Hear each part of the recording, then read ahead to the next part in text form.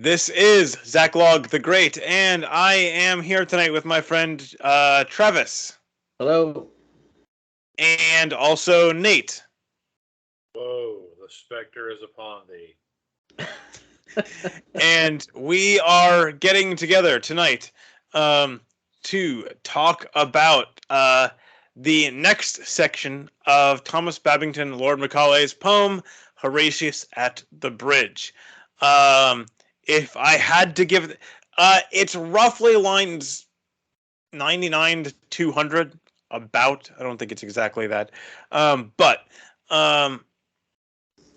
if I had to give this section a title, I would call this section The Gathering Storm.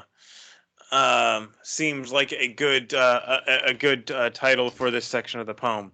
But before we get to that quickly, I did want to say, if you like my work, if you like my channel, you want to help me keep going, you can go to subscribestar.com/backlog-the-great to support me there. Thank you to Ann H. For your and my other subscribers for your continued support.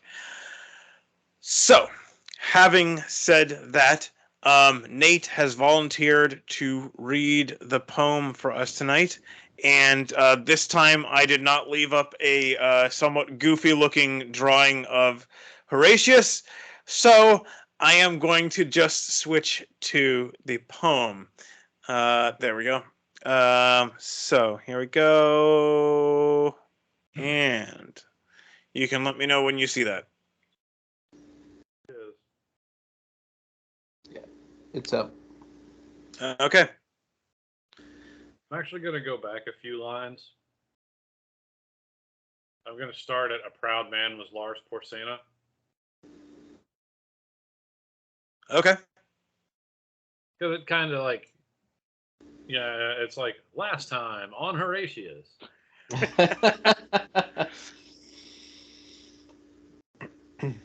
All right, so we ready?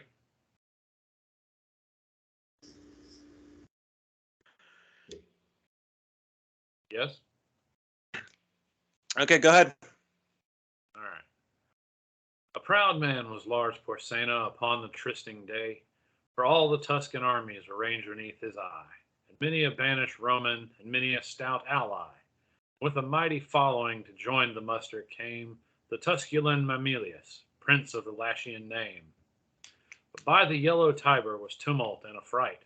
From all the space of Champagne to Rome, men took their flight. A mile around the city, the throng stopped up the ways. A fearful sight it was to see through 2 long nights and days. For aged folks on crutches, and women great with child, and mothers sobbing over babes that clung to them and smiled. And sick men borne in litters high on the necks of slaves, and troops of sunburned husbandmen with reaping hooks and staves, droves of mules and asses laden with skins of wine, and endless flocks of goats and sheep, and endless herds of kine, and endless trains of wagons that creaked beneath the weight of corn sacks and of household goods choked every roaring gate. Now, from the rock Tarpeian, could the wan burghers spy the line of blazing villages red in the midnight sky. The fathers of the city, they sat all night and day. For every hour some horseman came with tidings of dismay. To eastward and to westward have spread the Tuscan bands. Nor house, nor fence, nor dovecote in Crustumerium stands. For Benna down to Ostia hath wasted all the plain. Astur hath stormed Janiculum, and the stout guards are slain. I was in all the Senate. There was no heart so bold, but sore it ached and fast it beat when that ill news was told. Forthwith up rose the consul, up rose the fathers all. In haste they girded up their gowns and hied them to the wall. They held a council standing before the river gate. Short time was there, ye well may guess, for musing or debate. Out spake the council roundly, the bridge must straight go down, for since Janiculum is lost, naught else can save the town. Just then a scout came flying, all wild with haste and fear. To arms, Sir Consul! Lars Porsena is here! On the low hills to westward the consul fixed his eye, and saw the swarthy storm of dust rise fast along the sky. Nearer and fast, and nearer doth the red whirlwind come, and louder still and still more loud from underneath that whirling cloud is heard the trumpet's war notes proud, the trampling and the hum. And plainly and more plainly now through the gloom appears, far to left and far to right, in broken gleams of dark blue light, the long array of helmets bright, the long array of spears, and plainly and more plainly, above that glimmering line, now might ye see the banners of 12 fair cities shine. But the banner of Clusium was highest of them all, terror of the Umbrian, the terror of the Gaul. And plainly and more plainly now might the burghers know, by port and vest, by horse and crest, each warlike Lucamo. Where are we stopping exactly? When you get to Horatius. Almost to Horatius. Okay. No, warlike Lucamo. There Silnius of Horatium on his fleet roan was seen, and Astur of the fourfold shield, girt with the brand none else may wield, Tolumnius with the belt of gold, and dark Verbena from the hold by reedy Thrasymene. Fast by royal standard, overlooking all the war, Lars Porsena of Clusium sat in his ivory car. By the right wheel rode Mamilius, the prince of Latian name. By the left false Sextus, who wrought the deed of shame. But when the face of Sextus was seen among the foes, a yell that rent the firmament from all the town arose. On the housetops was no woman, but spat toward him and hissed. No child, but screamed out curses and shook its little fist. But the consul's brow was sad. We're done? Yeah, that was as far. Oh, Sorry, really? I guess I thought it was one more. No, because I didn't want to, because that cuts off Horatius's speech from the consul, and that seemed like that kind of. I wanted to keep those two together.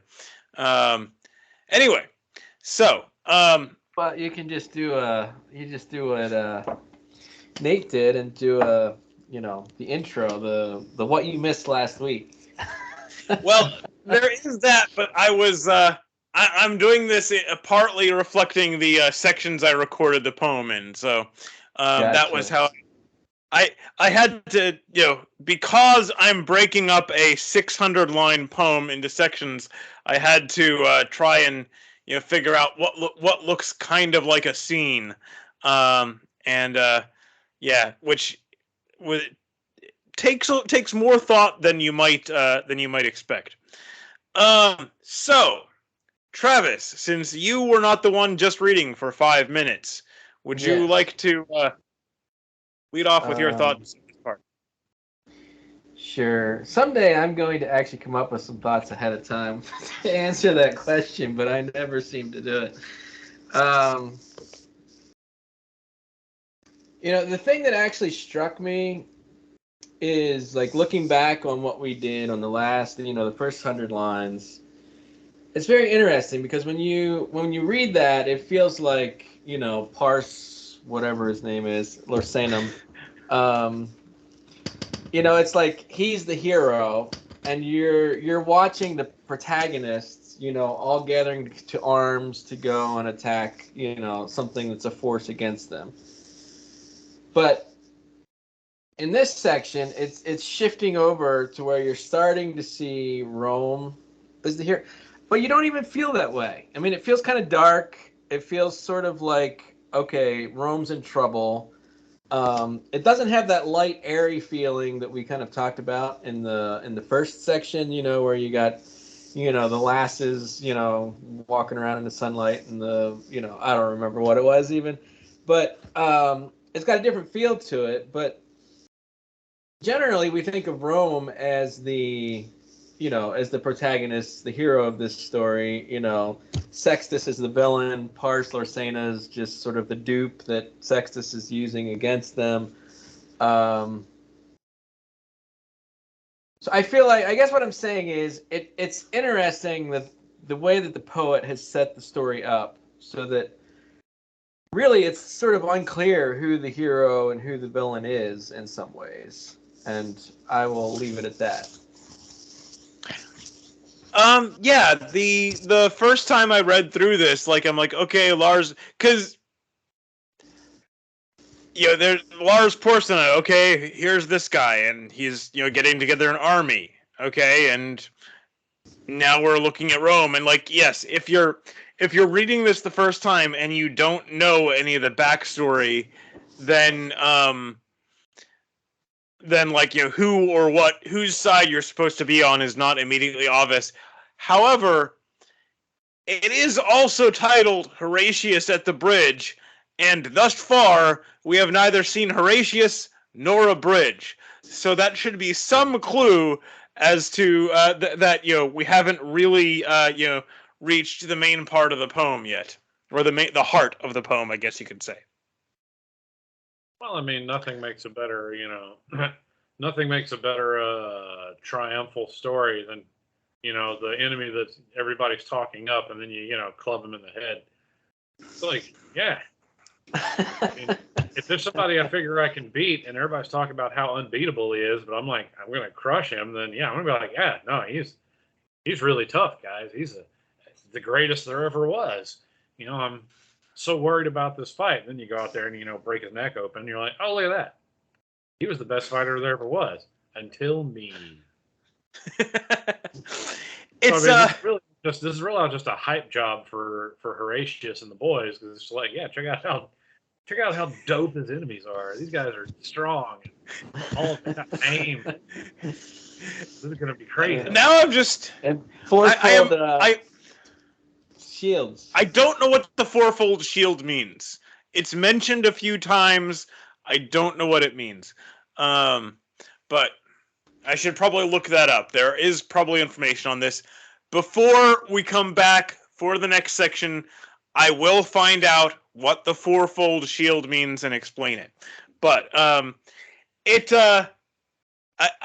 but something Nate was saying, I'm probably way too immersed in internet meme culture, because now I'm just like picturing a meme, me and the boys going to defend the bridge from the Etruscan armies.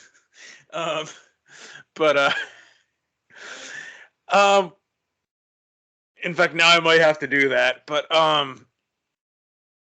what was I? The other thing about this is about the poem so far is also it's kind of pacing and like building up dramatic tension, which is a good technique also.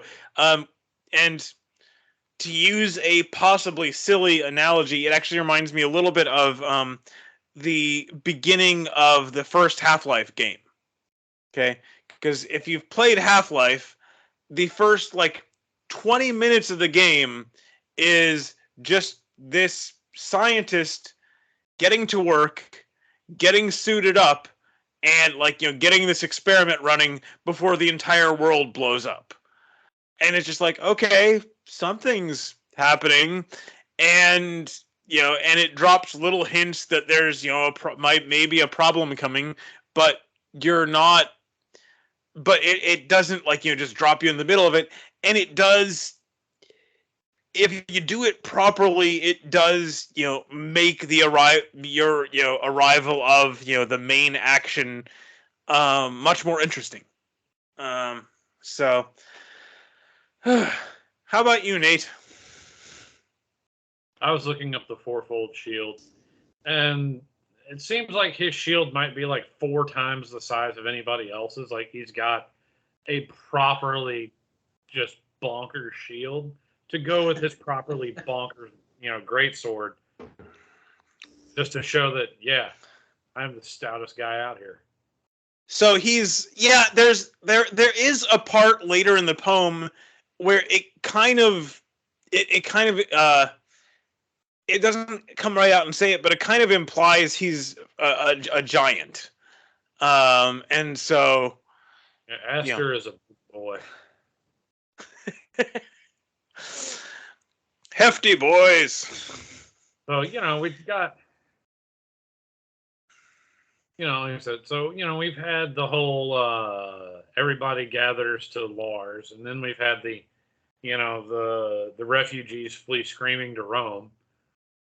I think it just kind of it reminds me of the scenes in Twister where you're like, "There's a tornado. It's around here somewhere," and they'll play that sort of like, and they'll do that little musical thing they do, and everything's dark and gloomy, and you're like, "Yeah." Somebody's barn's about to just turn into matchwood, and everybody's like, "Holy crap, that's a tornado!"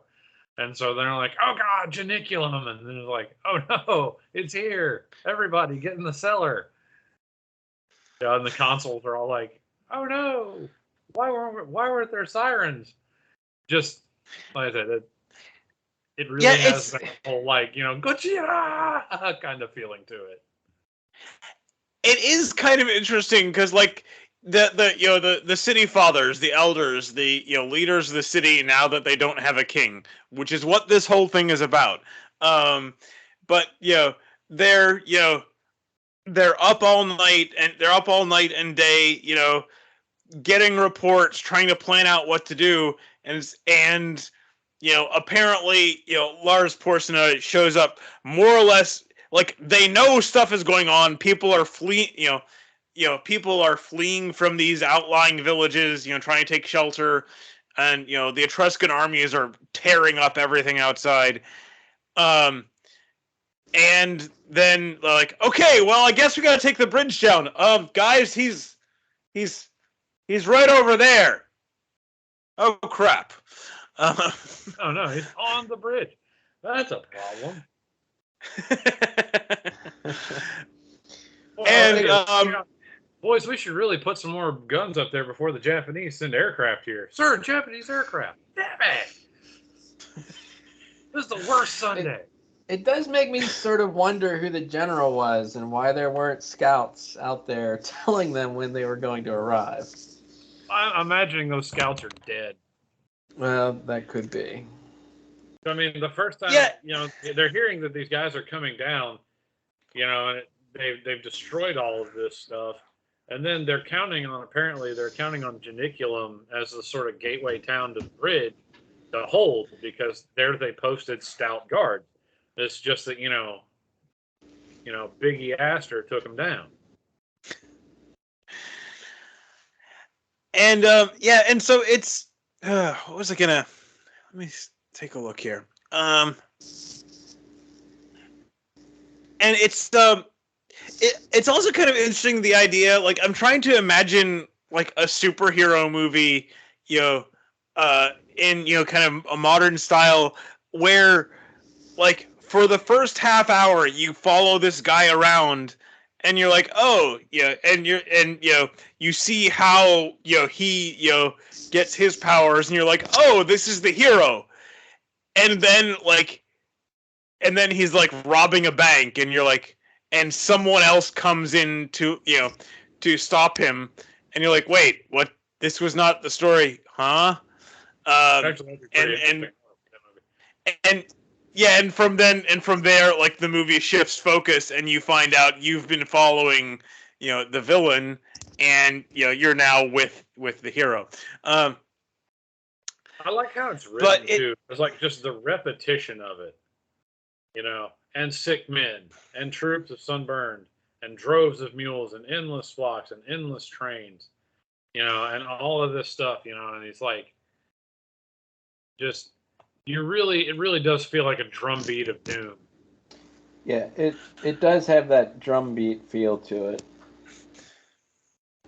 And it's and it's bam, bam, bam, bam, bam, and you're like, God, this is a problem, and louder and still more loud, and plainly and more plainly, and it's just that cranking them, and they're just pushing them down, ratcheting the tension. I'm like, all right, yeah, here we go. And it's let's see.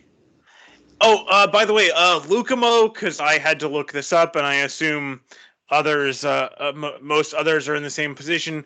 Lucamo is basically would be a war chief in that area, and so each warlike Lucamo is like basically all of the leaders that Lars Porsena called up his men from. Several of which are about to die bloodily. Not all of them, but and it's also it's fascinating, watching them build the tension, and also like, again, if you don't know the rest of this story, if you don't know, the background, but when the face of Sextus was seen among the foes, a yell that rent the firmament from all the town arose. And it's like, okay, he's the one they're really mad at. And first time I read this poem, what's interesting is we're never told why. Like if I hadn't watched that video that you sent us, I wouldn't have any idea why Sextus is the villain. Yeah, I'd be like, what was the deed of shame? What did he do? And then it's like, oh, yeah, okay. I mean, does he ever tell us that in the poem? I mean, I did feel like that was maybe an oversight. All we know is assuming a level of education that we don't have these days. Well, there's that. I mean, yeah, it's like making references to. It would be kind of like a poem making references to things from the Iliad or the Odyssey. A decently educated audience from his day would pick that up pretty quickly. Sadly, a lot of people today wouldn't, even people who theoretically are educated. Honestly, it's been a while since I have read those. I have them somewhere here. But it has been a while, so I don't know how well I would pick up those references. But yeah, in terms of what you see of Sextus in the poem, all you know is wrought the deed of shame. You hear that a couple of times, and also that Rome is apparently home for him in a way that it isn't for several of the others, which is why dost thou stay and turn away? Here lies the road to Rome. That's a little later on. So if all you're getting of this poem is the sections we've done so far, then oh crud! I still have this. Bloody heck! And now I did it again. Stop screen sharing. Blarg. Well, again, they don't have to look at my, just this. So you probably did them a favor. Is seeing our faces a bonus or a penalty? That's a question. Pure penalty, because I'm here. Anyway. Honestly, though, it's like well written, and I like the build of it, but I feel like I don't have a lot of commentary on it, just because it's like, yeah, it's the tension ratchet going. Get worried. Things are getting ready to happen. Right. I did find it interesting. No child but screamed out curses and shook his little fist. Like, it's just an interesting image, a bunch of little kids up on the, the parapets or whatever you call them, the walls, screaming curses and shaking their fists, and looking over the shoulder to see whether their mother, saw them. And also, exactly what did mom and dad tell the kid? Just, that's a bad man. Is like right. That was exactly what I thought too. It's like, how do these kids know what's going on? Like, how do they know this guy's to be hated? But I mean, if you're hated enough, parents are going to talk, kids are going to pick up on it. But it does seem like the poet's designation of the children's response may be a little bit, excessive.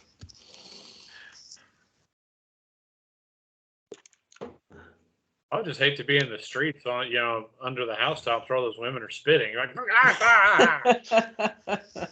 did I do? Gross. Oh, but in terms of the the description of the oncoming army, let's see. And plainly and more plainly now through the gloom appears, far to left and far to right, in broken gleams of dark blue light, the long array of helmets bright, the long array of spears. And in terms of, dramatic buildup and, like, picturing this army, that's a really great description there. It feels a little bit like, in, the Avengers movie, when, Loki or what's his butt? Or the guy with the chin, whose name is Thanos.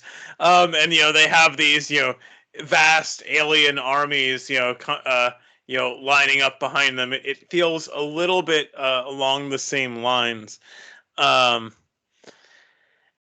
This, you see this huge, army, lining up, getting ready to, completely destroy you, because, and it's also the reaction of the city fathers. They're like, they know, like, militarily, they're way outgunned.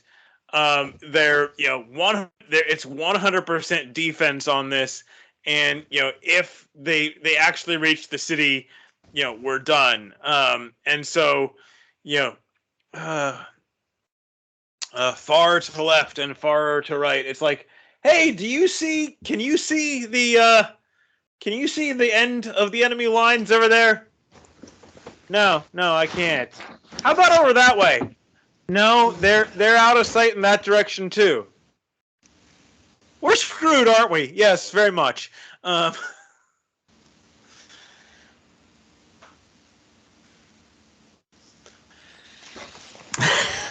you gotta do is get Nathan Bedford Forrest to come and march your troops past them, and then, like, march them in a big circle when they're not looking. That way, it looks like you have way many more men. A little more difficult to do that when you're, defending a closed city. You don't have the although there have been, in actual wars, various ruses not totally unlike that have worked. So I can't remember the name of it, but I remember reading this like one story. I think this was in one of China's imperial wars. Like, the enemy was coming. They knew they were, vastly outgunned, and so the leader of the city just, like, open up the gates. What? Open up the gates. And and he just sat. Their rivalry was amazing. And he just sat outside the gates, like, with a loot. I don't know what the name. What's that? Basically like a Chinese loot. Yeah, sat outside the gates with the loot, just sitting there playing when they arrived, and they, like, get there and they look at him and they look at the open gates and they're like, what's going on here? And as far as I know, he didn't actually. The best thing about that is the leader of the enemy troops was, like, his principal rival, as, like, being the best strategist in China. And so he comes up, takes a look at that, and he's like, nah, I'm not. Whatever your trap is, I'm not falling for it. Smart for you. We're leaving. And they just turned around and left. Like, in terms of military capacity, they absolutely owned the city, but were totally tricked into just walking away.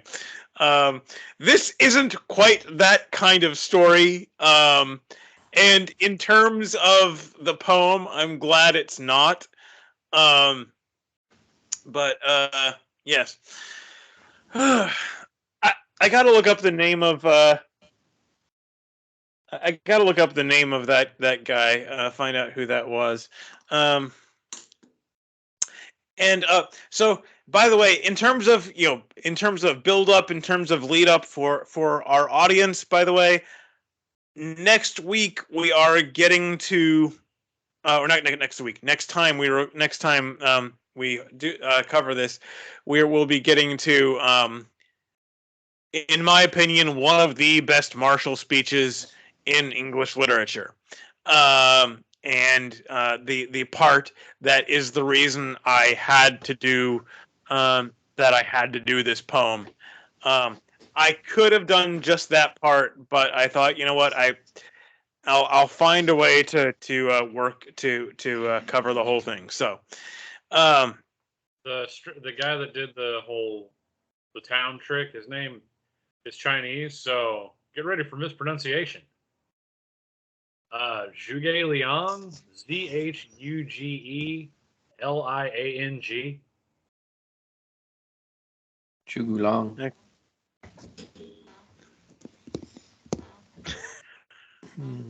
I'm very, very much So, not Chinese. a closer story of a similar sort. My Taekwondo master told a story because he's like, you never want to fight unless you have to, and he's like, if you're being mugged, just give them your wallet. Like, it doesn't matter that you've learned Taekwondo, just give them your wallet. But anyhow, so he's at a bar one night, and these two guys, for whatever reason, decided they wanted to fight him. And he's like, so he's just like, okay, yeah, all right, if you want to. But he just kind of played it off like, all right. And so sort of the same thing. Like they're like looking at each other like, this guy should not be this excited about, fighting or whatever. And they did the same thing. They backed out. They're like, yeah, this guy must know something we don't. And yeah, didn't have to fight him. Which it's lucky for them that they chose that because yeah. Do you want karate? What was that? There's a giant martial arts competition going on in the Philippines, and there's like this group of like master level martial artists basically walking down the road. They get accosted by this rather large street gang. There's like a dozen of them versus like these 4 dudes. So these guys come at them, and it turns into like a freaking John Woo film. They beat the ever-loving piss out of it. Right. And so then, like, they could see them regrouping. Like, the 12 guys, like the ones that are still sort of capable of fighting are like regrouping a few yards away. They start to move back up. Well, one of the guys yells out, he's like, we don't speak their language. They don't speak any of our languages, but maybe they know as much English as I do. And so he just throws this out there. It's like, do you want karate? And said apparently 4 or 5 of the guys decided, yes, they did want karate, and they got beaten nearly to death. But I was just like, do you want karate? There's also the guys that tried to mug Chuck Norris. Yes, I was actually thinking of that story. This was... Chuck. I haven't heard this story. So Chuck Norris is walking down the street in Texas, and this guy comes up to him with a knife and he's like, hey, give me your wallet. And he's like, you really want to do this? And he's like, yeah, Chuck, we know who you are. Or he's like, I know who you are. Give me your wallet. So the police showed up a few minutes later to find the guy sitting against the wall. Two guys sitting against the wall with like badly fractured arms, and Chuck's just laying against the wall like, I don't know. And they're like, I don't know who this guy was. And they're like, we thought it was all Hollywood fakery. I'm like, well, I learned. I mean, to be fair, with a lot of movie action stars, they would have been 100% right.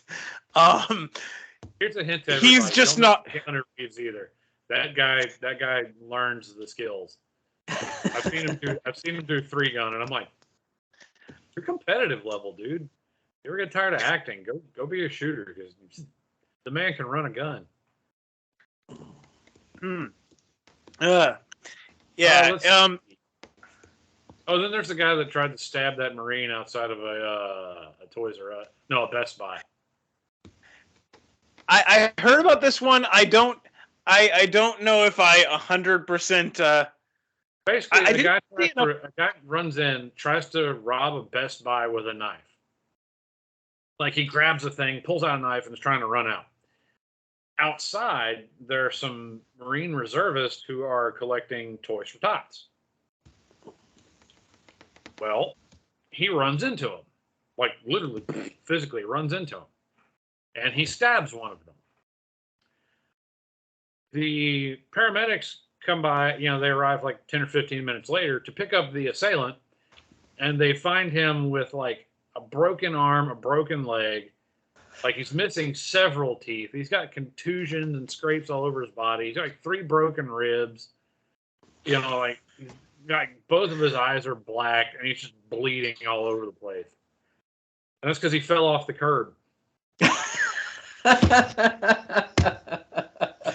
Yeah, I'm sure that's what it was. He got stabbed. I was like, nah, this is fine. And he just went home. It's and the lesson is, don't which, the city of Rome can kind of attest in this case. It worked. It ended up working out for them, but don't pick a fight unless you know who you're dealing with. I think could be the lesson here. And Marine uniforms would sort of give it away. I y'all thought they were actors. Uniform in the military. That's awesome. So,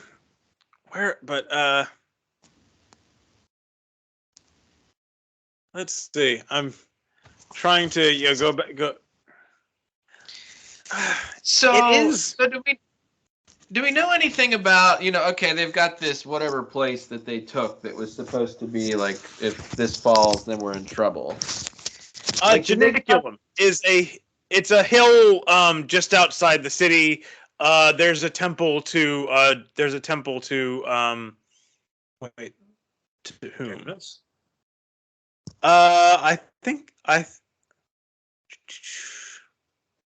Janus. There's the god of gates. Yeah, why not? That would be who you would want to have a temple outside one of your main city gates. It's a was this a large army there? I mean, it's just kind of like you kind of wonder, like you're Rome, like you're a big deal, like not yet. You're not. Not yet. Yeah. Can I put any armies out there to slow them down on their way in? Like it just sounds like they're like, oh yeah, walk right up to Rome. We're not going to stop. We're not going to put any barriers in your way at all. This is not Imperial Rome. This is not the Rome that has destroyed Carthage. This is Rome getting started. Yeah, this is more like 13 colonies America than World War II America. All right. The power levels are a little different. That makes sense. And yeah, basically by the time it's the scary Rome that's running the world, they have almost certainly absorbed all of the areas that Lars raised his armies from. Right. And more or less subjugated them. So yes, because this is for those who don't know, before Rome was an empire, Rome was a republic. Although for a good while it was still an empire in the terms we use the term today. But before Rome was a republic, Rome was a kingdom. And this is part of the story of how Rome successfully kicked their king out and decided, you know what, we're not doing kings for a while. And that was actually why Julius Caesar ended up getting killed, because basically it was kind of an unwritten law in Rome. If someone's trying to become king, no, that we kill those people because we're not doing kings. And that was the crime for which Julius Caesar ended up being executed.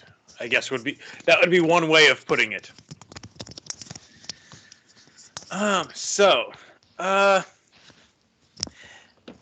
Yeah, it is. We are still in the lead up. It is very it is interesting, kind of seeing the this refugee crisis, these people fleeing for their lives, which, by the way, what does a real refugee crisis look like? Aged folk on crutches, pregnant women, women with, little children. It doesn't look so much like a lot of military-aged men. Oh, and they're, carrying everything they can with them because their whole lives are gone. It doesn't look like a bunch of military-aged young men who basically just have cell phones. Not quite the same kind of refugees as you see in America and a lot of Europe over the past several years.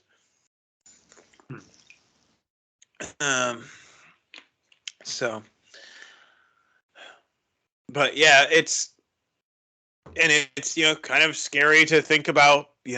War comes. If a war rolls through where you live, and your home is getting destroyed. Okay, kids, get in the van. Get the dog.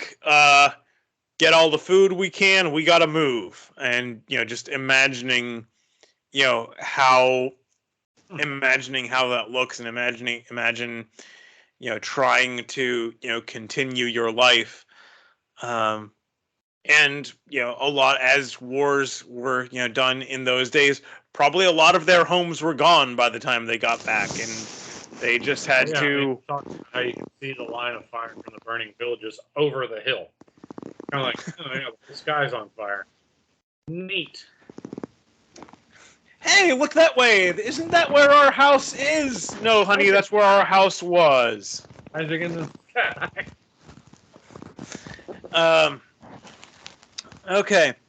Well, so if tonight's discussion was a little more wandering and off track than usual, I apologize to our audience. I promise next time and for the next several sessions, we are getting right to the heart of this poem. The next time, in the next section we're going to cover includes some of my favorite verse in English language at all. Travis, did you have any last thoughts you wanted to put in tonight? No, I don't think so. I can't think of anything at the moment. And Nate, how about you? I want to watch Twister again.